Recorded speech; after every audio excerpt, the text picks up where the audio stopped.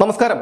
തെരഞ്ഞെടുപ്പിൽ കനത്ത പരാജയം ഏറ്റുവാങ്ങേണ്ടി വന്നതോടെ LDFിലെ പ്രത്യേകിച്ച് CPMലെ പല നേതാക്കളുടെയും അവസ്ഥ വളരെ പരിതാപകരമാണ്.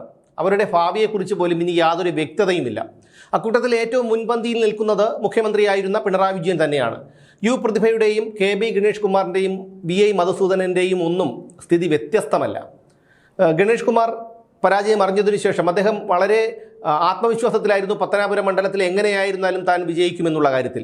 പക്ഷേ പത്തനാപുരത്തെ ജനങ്ങൾ അതിന് മറുപടി നൽകിയത് ഗണേഷ് കുമാറിനെ പരാജയപ്പെടുത്തിക്കൊണ്ടായിരുന്നു. ആദ്യത്തെ 1-2 ദിവസം അദ്ദേഹം നിശബ്ദനായിരുന്നെങ്കിലും പിന്നീട് ഇപ്പോൾ പാർട്ടി പരിപാടികളും കൺവെൻഷനുമൊക്കെയായി രംഗത്തിറങ്ങിയിട്ടുണ്ട്. എന്തായാലും ഇനിയൊരു മടങ്ങി വരവ് പത്തനാപുരം മണ്ഡലത്തിൽ KB ഗണേഷ് കുമാറിൻ്റെ ബ്രാക്കറ്റ് പാർട്ടിക്ക് ഉണ്ടാകുമെന്ന് തോന്നുന്നില്ല. ഇനി പ്രതിഭയിലേക്ക് വന്നാൽ, പരാജയം അറിഞ്ഞതിനു ശേഷം പ്രതിഭ വളരെ രൂക്ഷമായി തന്നെ തോൽപ്പിച്ചതിനു പിന്നിൽ, താൻ പരാജയപ്പെട്ടതിനു പിന്നിൽ ജില്ലാ നേതൃത്വത്തിന് പങ്കുണ്ട് എന്നുള്ള തരത്തിലുള്ള ആരോപണങ്ങളൊക്കെ ഉന്നയിച്ചിരുന്നു. ജില്ലാ നേതൃത്വത്തിനെതിരെ മാത്രമല്ല, SNDP യോഗം ജനറൽ സെക്രട്ടറി വെള്ളാപ്പള്ളി നടേശനെയും പേരെടുത്ത് പറഞ്ഞ് പ്രതിഭ വിമർശിച്ചിരുന്നു. അതിൻ്റെ മറുപടി വയറു നിറയെ വെള്ളാപ്പള്ളി നടേശൻ കൊടുത്തിട്ടുമുണ്ട്. എന്തായാലും ജില്ലാ നേതാക്കൾക്കെതിരെ പ്രതിഭ ആരോപണം ഉന്നയിച്ചപ്പോൾ ജില്ലാ സെക്രട്ടറിയായ R നാസർ രംഗത്ത് വന്നിരുന്നു. അത് പ്രതിഭയുടെ കൂടി ഒരു പ്രവർത്തനത്തിൻ്റെ ഫലമായിട്ടാണ് അവർ അവിടെ തോറ്റത് എന്നുള്ള കാര്യമൊക്കെ അദ്ദേഹം വളരെ രൂക്ഷമായി തന്നെ മറുപടി പറയുകയും ചെയ്തു. പക്ഷേ പരാജയപ്പെട്ടതിനു ശേഷവും കായംകുളം കേന്ദ്രീകരിച്ച് പ്രവർത്തിക്കാനാണ് പ്രതിഭയ്ക്ക് താല്പര്യം. ഇക്കാര്യം നേതൃത്വത്തെ അറിയിച്ചു. പക്ഷേ നേതൃത്വം ശക്തമായിട്ടുള്ള എതിർപ്പറിയിച്ചു. അവർ തകഴി ഏരിയ കമ്മിറ്റി അംഗമായിരിക്കുമ്പോഴാണ് പ്രതിഭ മത്സരിക്കുന്നത്, MLA ആകുന്നത്. അപ്പം തകഴിയാണ് അവരുടെ സ്വദേശം. അപ്പോൾ അങ്ങോട്ടേക്ക് പൊക്കോളാനാണ് ഇപ്പോൾ നേതൃത്വം അവരോട് ആവശ്യപ്പെട്ടിരിക്കുന്നത്. എന്നാൽ പ്രതിഭ ഇവിടെ കായംകുളത്ത് തന്നെ പ്രവർത്തിക്കണം എന്നുള്ള ഒരു ആവശ്യമാണ് നേതൃത്വത്തോട് ഉന്നയിച്ചത്. അപ്പോൾ പ്രതിഭയുടെ ഈ വാക്ക് പോലും ഇപ്പോൾ നേതൃത്വം മുഖവിലേക്ക് എടുക്കുന്നില്ല എന്നുള്ളതാണ്. ഇതാണ് ഞാൻ പറഞ്ഞത്, ഇവരുടെയൊക്കെ ഭാവി ഇനി എന്താകുമെന്നുള്ള കാര്യം.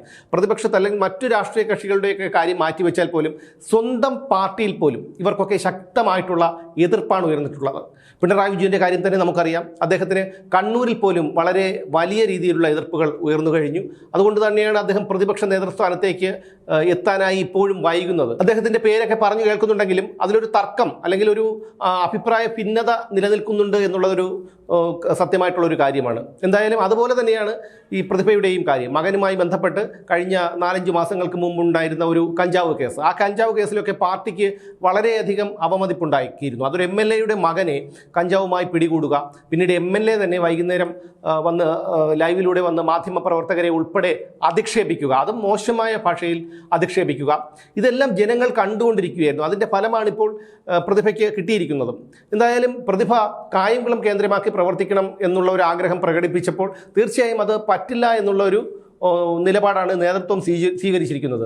അതുകൊണ്ടാണ് ഞാൻ പറഞ്ഞത് പ്രതിഭയുടെ ഭാവി ഇനി എന്താകുമെന്ന് കണ്ടറിയണമെന്ന്. കാരണം പാർട്ടിയിൽ തന്നെ ശക്തമായ വിയോജിപ്പുള്ളപ്പോൾ, എതിർപ്പുള്ളപ്പോൾ അവർക്കൊരിക്കലും പാർട്ടിയിൽ നിൽക്കാൻ കഴിയാത്തൊരു സാഹചര്യമാണ്. മുമ്പ് തന്നെ DYFI നേതൃത്വവുമായി അവർക്ക് തർക്കമുണ്ടായിരുന്നു. സമൂഹ മാധ്യമങ്ങളിലൊക്കെ വാഗ്വാദങ്ങളൊക്കെ അങ്ങോട്ടും ഇങ്ങോട്ടും നടന്നിരുന്നു. അതൊക്കെ ഇപ്പോൾ ഈ തോൽവിയിൽ പ്രതിഫലിച്ചിരിക്കുകയാണ്. എന്തായാലും പാർട്ടി നേതൃത്വം കൂടി പ്രതിഭയുടെ ആവശ്യം നിരാകരിച്ചതോടെ പാർട്ടിയിൽ അവർക്കുള്ള ഒരു നിലനിൽപ്പ് തന്നെ ചോദ്യം ചെയ്യപ്പെടുകയാണ് എന്നുള്ളതാണ് വാസ്തവം.